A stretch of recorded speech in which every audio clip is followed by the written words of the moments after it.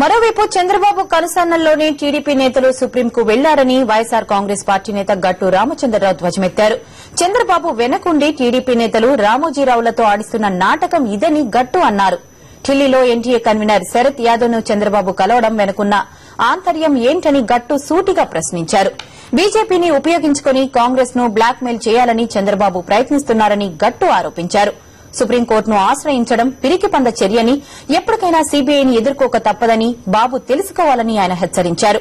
కాగా సుప్రీంకు తాను వెళ్లనని ప్రకటించిన చంద్రబాబు తన బినామీల చేత ఈ కొత్త డ్రామా ఆడిస్తున్నారని గట్టు విమర్శించారు.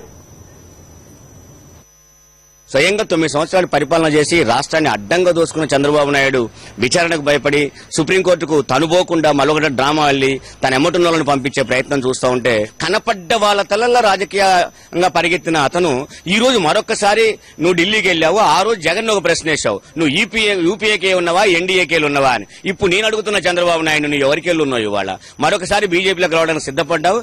జగన్మోహన్ రెడ్డి గారు స్పష్టంగా బీజేపీతో కలవనని చెప్పిన రోజు కావాలని నువ్వు గానీ నేను సమర్థించే మీడియా ప్రచారం చేశారు.